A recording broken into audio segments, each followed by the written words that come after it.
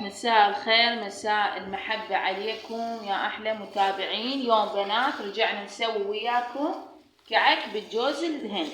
بنات عندي هذا كوب من الجوز الهند المبروش، راح أخليه هنا. هذا كوب واحد، وعندي نص كوب شكر راح أخليه وياه، وعندي هنا ملعقتين مات أكل طحين متعدد الاستعمال. هاي هسه هنا، وعندي هذا ضرب فانيلا واحد،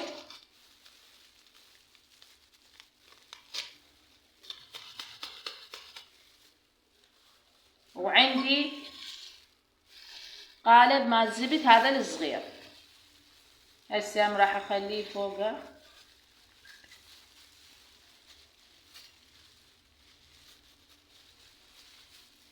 وعندي بيضة واحدة.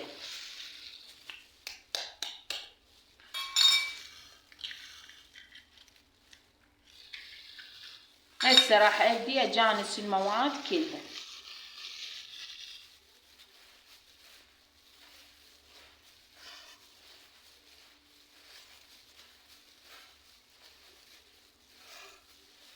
اظل اعجن بيها الى ان كل المواد تتلابس عندي.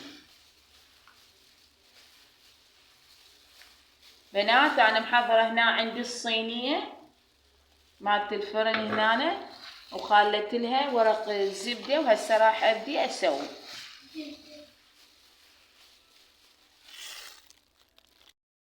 هاي بنات هاي العجينة صارت عندي، هسه راح ابدي اكورها دوائر.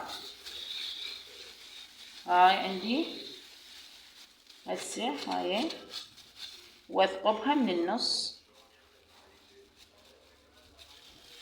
اخليها هنا.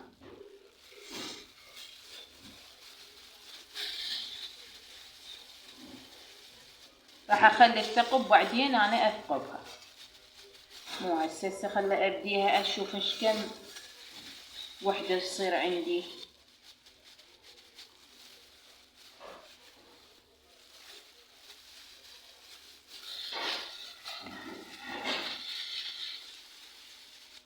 هاي بنات هاي شوفوا شكلها.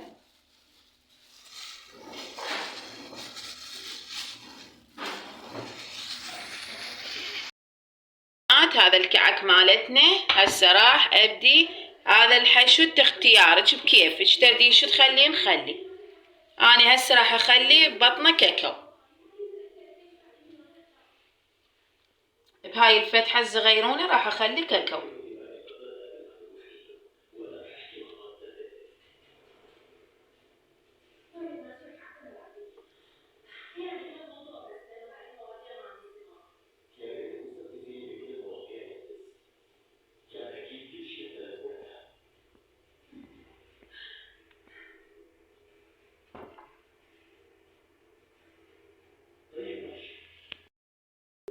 وهذا بنات شكل الكعك النهائي بعد ما سويناه، ونريد تعليقاتكم الحلوة ومشاركاتكم، ولا تنسونا باللايك، وسهمنا وسهمكم العافية، ومع السلامة.